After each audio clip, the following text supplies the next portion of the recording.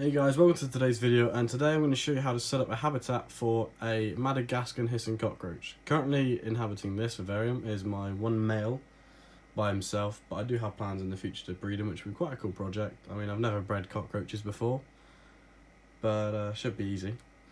But for today's video, we're going to be focusing on how to create a habitat slash vivarium setup for him. And for this guy, I have him in a one of the tall, sort of narrow exoterras with a single glass door, purely because he's the only one in here at the moment, so it suits him, and they are quite an arboreal species, as I've noticed. And yeah, let's get to setting up his new home. One thing I like to do first of all is to get some layers of tissue paper and simply just to put them in the vivarium on the base to act as a drainage layer, so if any moisture gets through your substrate, at least then there's something there to soak it up.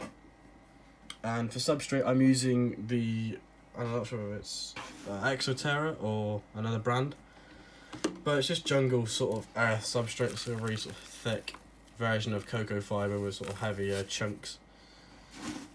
And all I want to do is just layer a few centimetres of this in here. I mean, he shouldn't dig anyway, but at least it'll give him the option to if he wants to rescape his new home.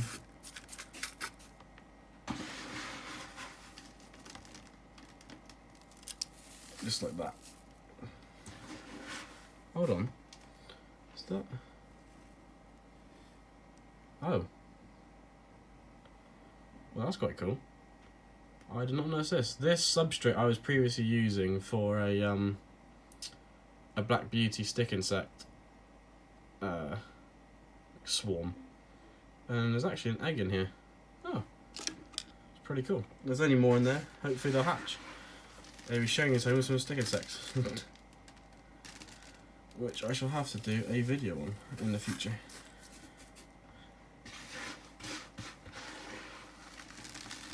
Yeah, oh, there's quite a few in there actually.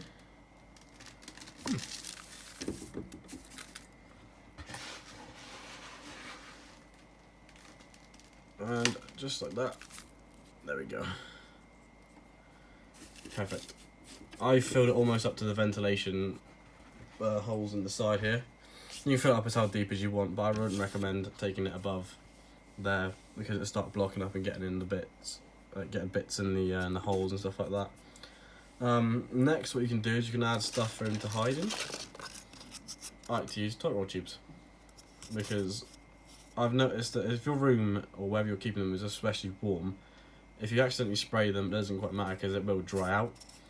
But if you're in a colder room, it can potentially get mouldy, so I would be careful. But you can use anything really, just anything that's safe to chew as well. What I'll do is I'll stick this upright in the corner like so, so at least then he can go down into it if he would like to. I also have some, I'm not sure whether they're oak leaves. I'm not a tree specialist, but just act as sort of shelters and hides for him if he wants to. And also I have a lid off of a what we call wax worm pots. I usually leave this in here, and I will put some bug gel in there for him to drink, or if you have a sponge in a little water bowl, so it soaks up the water so they don't drown themselves because they are quite stupid.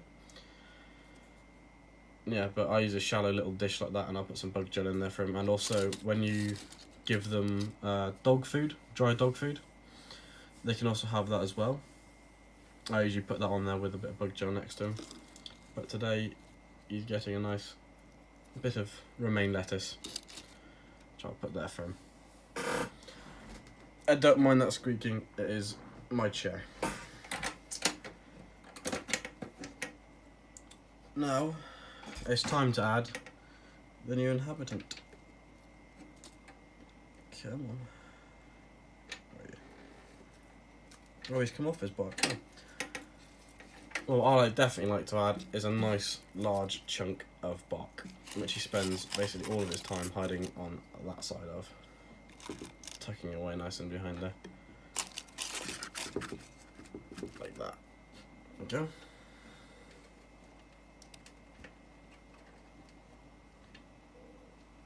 He hates being handled so much. I know, come here.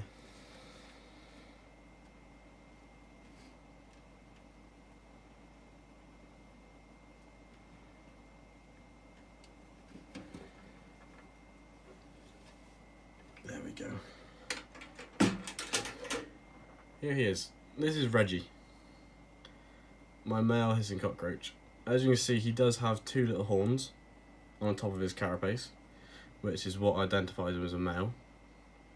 As a beaver terriers, they are sexually dimorphic from the females. He's about 1 year old, and he was going to be food for a monitor lizard, but I thought he's kind of cute. So he lives in here. And also, if it picks it up on the camera, but there are tiny little mites on him. These mites are really cool because they can't actually live on anywhere else other than the cockroach. And all they do is they basically clean up any sort of mould and fungi that start to grow on him. So basically they're like a cleaner clue for your little buggy friend. And there he goes.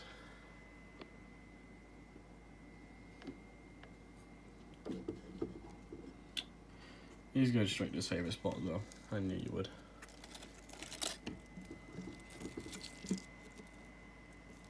He absolutely loves this piece of bark so much. Put him back in there. And that is how I have it set up for a Madagascan hissing cockroach. I'd love to hear your ideas in the comments as well, especially if you've got any sort of improvements I could add. I know there's quite a lot, I know people like it differently, but if you have any other advice, improvements, or anything like that, I'm all ears. I love to, you know, see how I can further my knowledge as well, especially on insects and arthropods and all the creepy crawlies, as I'm quite new.